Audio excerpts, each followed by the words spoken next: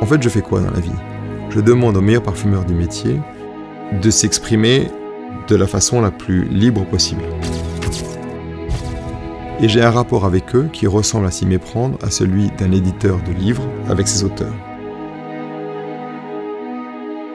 Mr. Dior knew very well that women today do not live as she used to live 20, 30 or 40 years ago. Mon grand-père est mort quelques années avant ma naissance.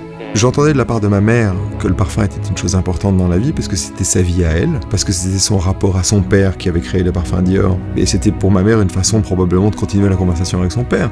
Donc j'ai entendu parler du parfum presque comme un membre de ma famille. J'ai grandi à Paris dans le 7e arrondissement et j'ai appris plus tard que cet appartement 8 rue de Courtille appartenait au Guerlain, mais que non seulement il appartenait au Guerlain, mais que ma chambre était la même chambre que celle de Jean-Paul Guerlain.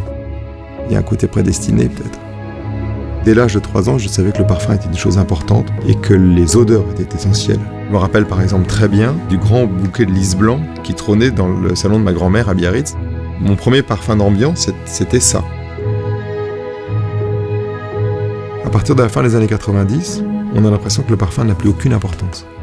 Tout le monde utilise un peu la même sauce, fait des parfums à taille unique, je dirais, qui plaisent à tout le monde, des parfums Kleenex, pour obéir aux besoins d'une parfumerie libre service. On se concentre sur une chose, c'est trouver le mannequin, faire un packaging et surtout créer un événement pour lancer le soi-disant parfum. Et le jus, ce que les gens vont porter, ce que les gens vont garder, c'est le parent pauvre. Moi, je suis convaincu quand je vois ça que la parfumerie va mourir.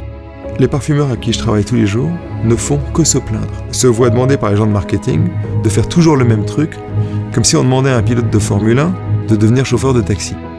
Et de l'autre côté, je vois des gens dans ma vie privée qui mettaient du parfum, et là j'en parle déjà au passé, et qui veulent pas sentir comme tout le monde, et pas sentir comme leur grand-mère non plus. En fait, les gens se sont détournés du parfum, parce que le parfum s'est détourné du parfum lui-même.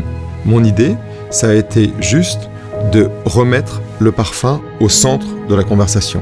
Donc je vais voir les parfumeurs et je leur donne une liberté absolument totale. Je dessine un flacon qui est le plus simple possible, donc un flacon neutre, qui ne dit qu'une chose, c'est qualité.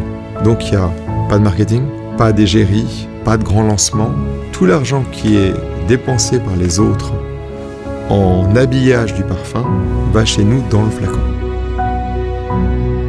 De cet exercice sort des parfums qui sont un peu comme des objets d'art, qu'on édite, comme une litho de Warhol en fait.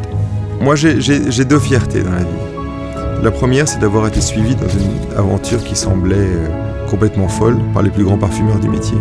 Mon autre fierté, ça a été de remettre les parfumeurs au centre du débat en fait, de les nommer pour la première fois, parce qu'ils étaient inconnus jusqu'à présent, simplement en inscrivant leur nom sur le flacon de leur parfum, et de faire en sorte qu'ils soient désormais vécus par la profession, mais aussi par le public, comme des auteurs.